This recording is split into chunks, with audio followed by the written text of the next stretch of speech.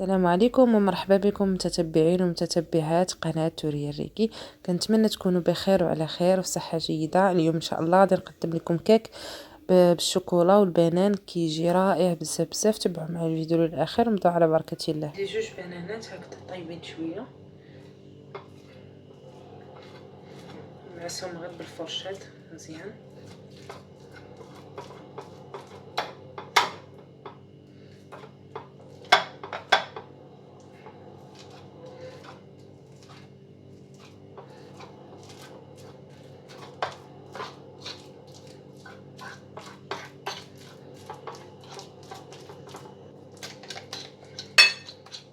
كنمعسوه مزيان حتى كيولي على شكل بوماط بهذا الشكل هذا.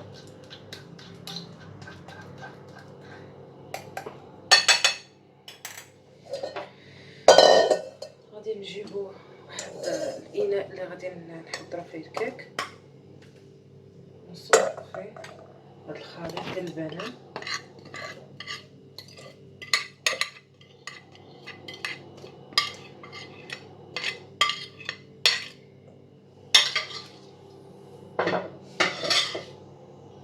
غادي نضيف ليه 4 البيضات،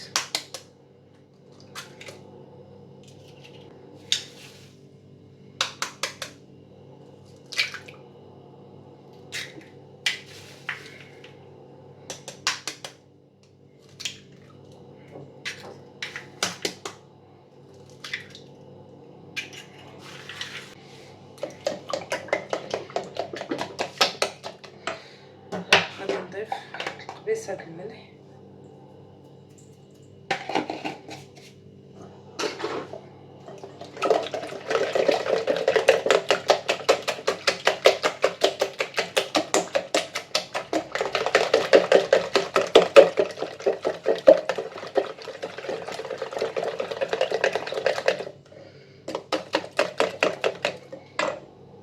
غادي نضيف كأس الا ربع من الزيت ما عامرش، غنخلي شويه منه باش ندهن به المول ديالي. غادي نضيف كأس ديال العنبه، قياس العنبه ديال السكر سنيده، الزيت كذلك بقياس العنبه.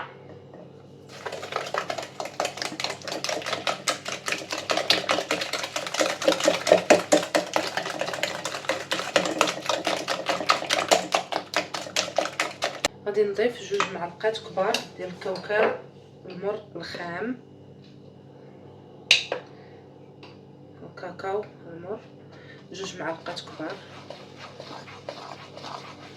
نخلطو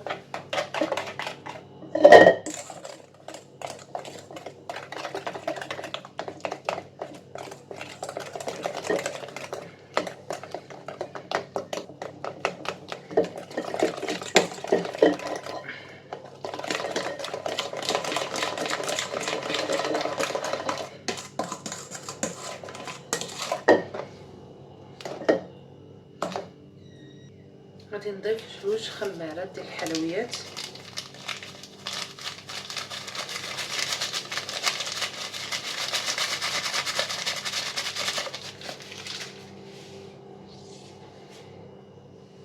وغادي نضيف الدقيق معاه.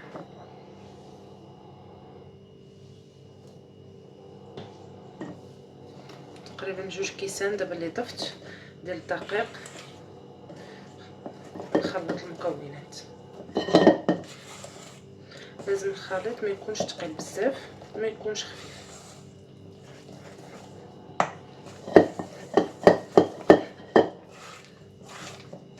يعني على حسب الدقيق واش كيشرب ولا ما كيشربش، راه 2 كيسان ولا كاس ونص راه كافيين.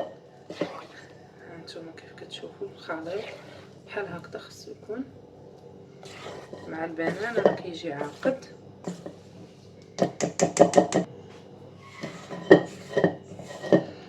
واللي بغى الكيك تكون صحيه اكثر ما بغاش يضيف الدقيق، غادي تضيفوا كاس ديال الحليب مع كاس ديال الشوفان وتخليوهم هكا كاين حتى يبان لكم الشوفان تنفخ شويه ولا رطاب، وكتضيفوه بلاصه الدقيق بحال هكا بلاصه الدقيق كما درتو انا.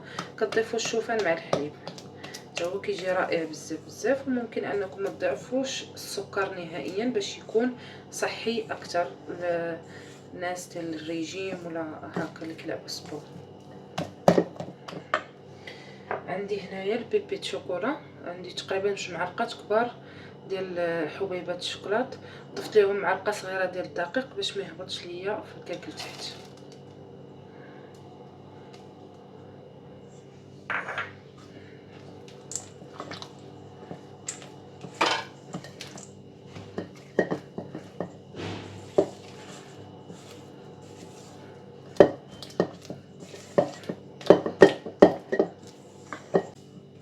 دابا غادي نجيبو المول اللي غيدخل الفرن، تقريبا فيه 20 سنتيمتر على 20.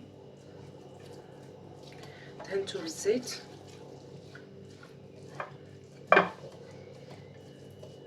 من بعد ما دهنتو بالزيت رشيتو شويه بالدقيق، وغادي نكب فيه الخليط ديالنا ديال الكيك. بسم الله.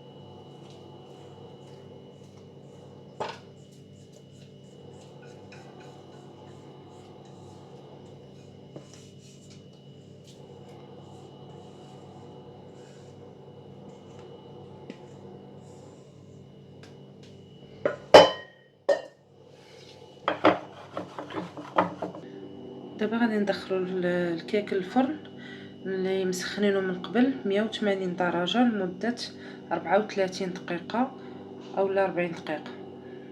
نحتاج للتزيين كريمه سائله، تقريبا كأس كبير، 2 معلقات كبار ديال الكاكاو المر الخام، و2 معلقات معامرين ديال السكر سنيده.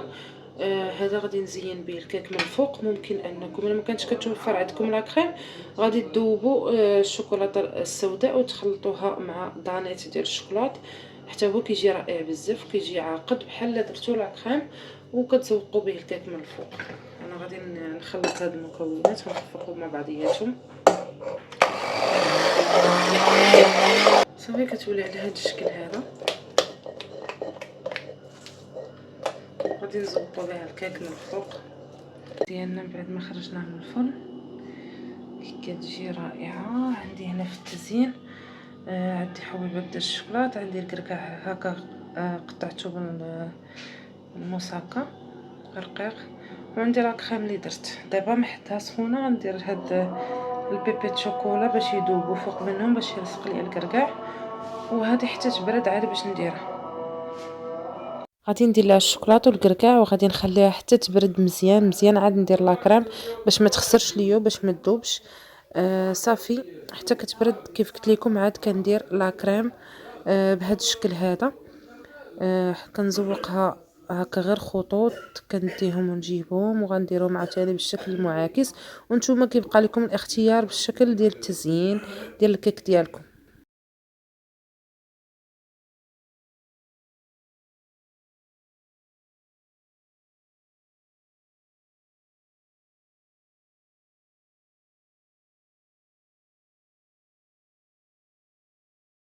وهذا هو الشكل النهائي ديال الكيك. كنتمنى انها تعجبكم.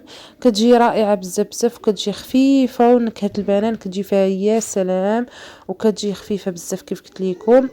كتجي رطبه، ممكن انك تاخديها في يدك غدا عند شي ضياف، كتحمر لك وجهك قدام الضياف سواء جاو عندك او ديتيها ليهم. كتستاهل انكم تجربوها، كتجي رائعه بزاف.